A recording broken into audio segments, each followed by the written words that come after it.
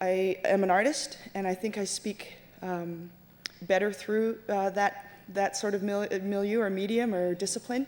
And I would like to play a piece for you that is the epilogue of a show we did called The Moving Gallery, and the last time we did it was at the Truth and Reconciliation Commission. So without further ado, if we could play that video, that best expresses my feeling.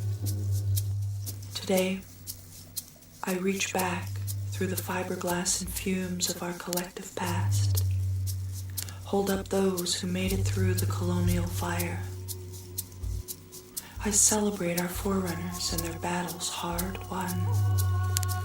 I am a child of the children of the pyre. Grandmothers and grandfathers, I am the generation who inherits your pain, your hope, your will to war against sorrow's tide. I break free of the institutional stockade of my own crippling isolations. I find closure in exposure to memory, truth, and need, and trust in Raven's darkness of my new tomorrow. I am a child of the children of the pyre. I am the in-between, standing on ancient foundations as I reach forward toward the unchained hope of this new voice. I am a child of the children of the pyre. No more shattered hearts, never again dislocated lives. Rest now, ghosting spirits. It is time for pain to sleep, sing the ravening voices. I am a child of the children of the pyre.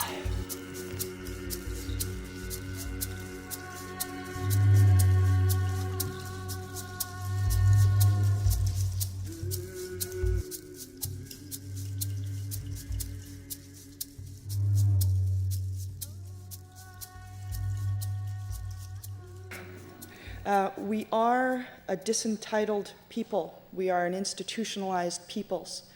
And what I mean by disentitlement is exactly this.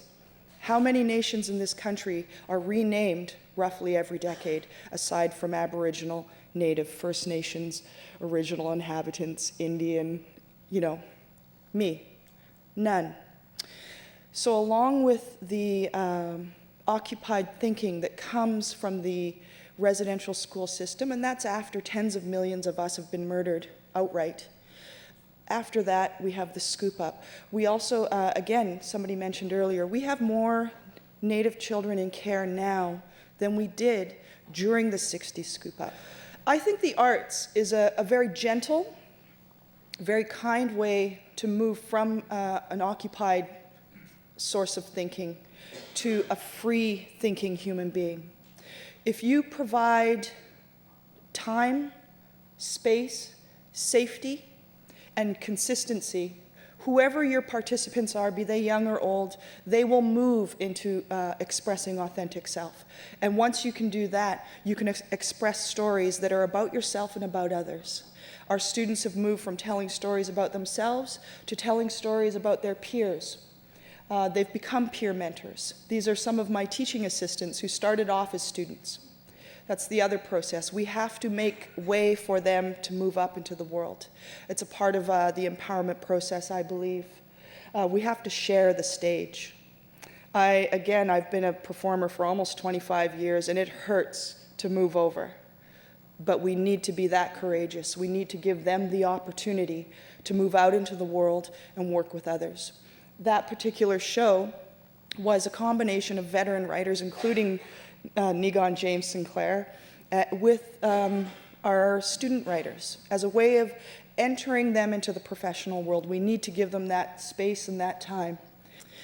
It is important to reinforce value as people who have been disentitled, as people who have been dislocated. We don't feel like we belong to our own culture anymore, or that we start to feel ashamed of it. So we need people who can come in and say, you are of value, we are of value, we have stories to tell that everybody wants to hear.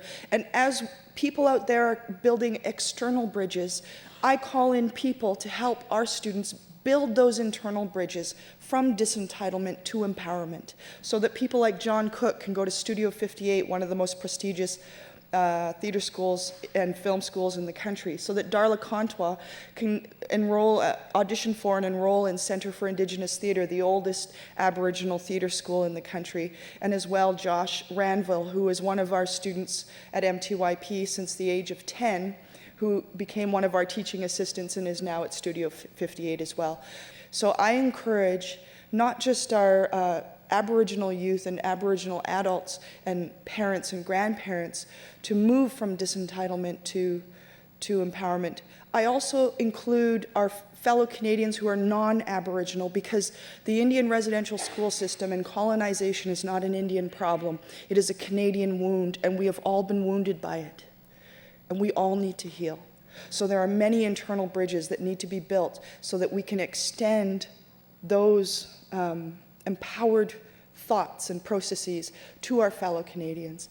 And I hope, just on a small level, that we have done that at the Aboriginal Arts Program, or provided a space for the young people to do that. So thank you very much.